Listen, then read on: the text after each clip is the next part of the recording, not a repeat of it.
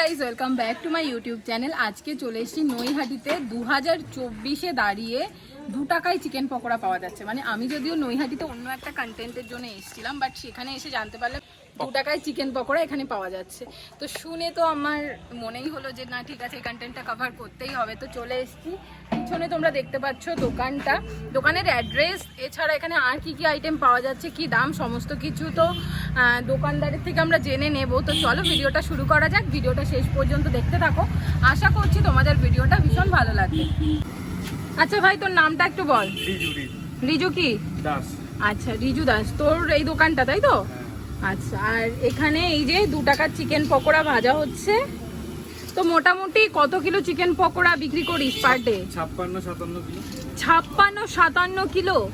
আর একটা জিনিস আমাকে বল, 2024-এ যেখানে বাজারের দ্রব্যমূল্য এত বেশি, তুই 2 টাকায় চিকেন পকোড়া কি করে দিচ্ছিস? সেলের উপরে লাভ রাখছিস তাই তো?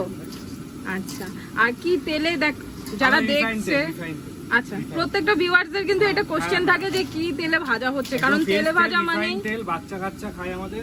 সস রাখি কিষান সস, ধনেপাতা 300 টাকা কিলো, তারও চাটনি রাখি ধনেপাতা।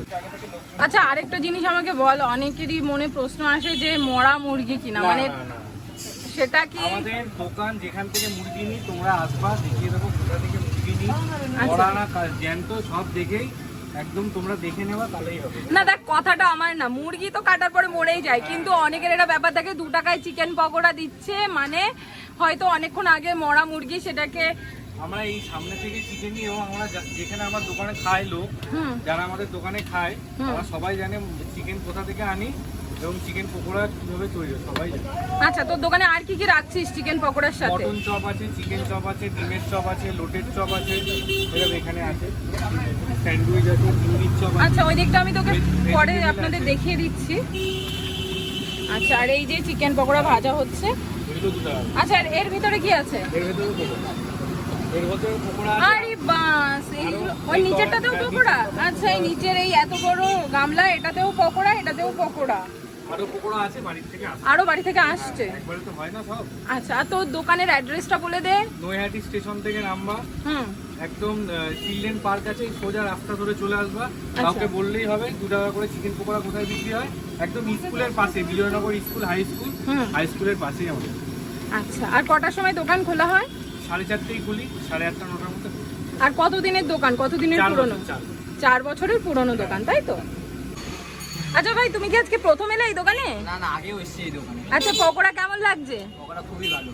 আচ্ছা, মাঝে মাঝেই খাও নাকি? না, মাঝে মাঝে বলতে না, আমাদের বাড়ি হলো কাকিনাড়া। আচ্ছা, আমাদের এখানে খেলা দেখতে এসেছিলাম, তো তাই দাদার দোকানে খেয়ে যাচ্ছি, দাদার দোকানে ভালো লাগে তাই। আচ্ছা, ভালো লাগে তাই তো? আচ্ছা ভাই, তুমি কি প্রথমবার এলে? আচ্ছা, কেমন লাগলো পকোড়া? ভালো লেগেছে? আবার আসবে তো? আচ্ছা, ভালো লেগেছে মানে আবার আসতেই হবে তাই তো? এটা কি ভাজা হচ্ছে? ডিমের চপ ভাজা হচ্ছে। ডিমের চপ। আচ্ছা, আর এই যে হচ্ছে চিকেন পকোড়াগুলো ভেজে রাখা রয়েছে 2 টাকা পিস তাই তো? এবার আমাকে 1 প্লেট দিয়ে দাও ভাই। এই যে হচ্ছে 2 টাকার চিকেন পকোড়ার সাইজগুলো যেমনটা তোমরা দেখতে পাচ্ছ, আর এর সঙ্গে একটা গ্রিন চাটনি আর এই রকম টমেটো কেচাপ, যেটা বলে কিষান সস, এরা ইউজ করছে, এরা সেটাই বলছে, আর প্যাকেটও দেখালো। তো এবার আমি ভিতরে একটু কোটিংটা, উপরের কোটিংটা আর ভেতরের কতটা কি চিকেন আছে সেটা দেখাই তোমাদের। এই যে ভেতরে কিন্তু এই যে চিকেন রয়েছে, আর উপরে রয়েছে এই রকম কোটিং। উপরের কোটিংটা কিন্তু ভীষণ যে মোটা তেমন নয়, মিডিয়াম কোটিং রয়েছে, আর ভিতরে যথেষ্ট পরিমাণে চিকেন রয়েছে তোমরা দেখতে পাচ্ছ। মানে 2 টাকা হিসাবে কিন্তু যথেষ্ট। আমি বলছি না যে যেখানে 15 টাকা বা 20 টাকা হিসাবে চিকেন পকোড়া বিক্রি হয় সেই রকম ব্যাপার কিছু, বাট 2 টাকা হিসাবে কিন্তু যথেষ্ট চিকেনের পরিমাণ রয়েছে। এবার টেস্ট করে দেখি চিকেন পকোড়াগুলোর টেস্ট ওয়াইজ কেমন। তো প্রথমে এটা ভেঙে চুরে চুরমার করেছে, এটাই টেস্ট করে দেখি।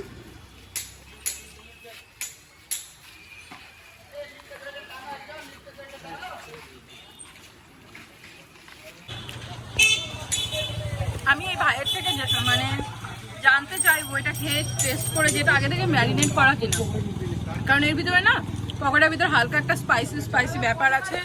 উপরের কোটিংটা বেশ ক্রিস্পি, আর ভেতরে না মনে হচ্ছে চিকেনটা আগে থেকে ম্যারিনেট করা, কারণ বেশ সফট, মানে চিকেনটা কিন্তু একদমই যে ড্রাই ব্যাপারটা থাকে না সেটা কিন্তু একদমই নেই। চিকেনটা ভীষণই সফট। আর আমি এখন ওই গ্রিন চাটনিটা দিয়ে খাইনি, কারণ আমার দেখে মনে হচ্ছে একটু ঝাল ঝাল হবে, আমি ঝালটা একটু অ্যাভয়েডই করি। হালকা ঝাল হলে ঠিক আছে, বাট এই চাটনিটা দিয়ে আমি সাহস পাচ্ছি না। আমি এই টমেটো কেচাপটা দিয়েই টেস্ট করেছি, তার সঙ্গে এখানে পেঁয়াজ কুচি আর শসা সমস্ত কিছুই আছে। আমার কিন্তু 2 টাকার পকোড়া হিসাবে বেস্ট লেগেছে, টেস্ট ওয়াইজ ভীষণ ভালো। আর সব থেকে বড় ব্যাপার যে হালকা স্পাইসি যে ব্যাপারটা আছে, প্লাস ক্রিস্পি, ভিতরে চিকেনটা ভীষণ ভালোভাবে ম্যারিনেট হয়েছে, মানে ভীষণ সফট, সব মিলিয়ে ব্যাপক। আচ্ছা তুই আমাকে একটা জিনিস বল, যে পকোড়াগুলো তোরা বানিয়েছিস সেটা কি আগে থেকে ম্যারিনেট করা? মানে আমার খেয়ে মনে হলো ওটা ম্যারিনেট করে রাখতে হয়, না আরেকটু করে সফট হবে জিনিসটা। ও আচ্ছা আচ্ছা, আমার খেয়ে তাই মনে হলো, কারণ চিকেনটা কিন্তু ভীষণই সফট আর ভিতরে হালকা কিছু স্পাইস কিছু দিয়েছিস তাই তো? লঙ্কা মশলা দিতে হয়। আচ্ছা, মশলা দিয়ে লঙ্কা টঙ্কা দিয়ে ম্যারিনেট করা, যেটা আমার খেয়ে মনে হলো।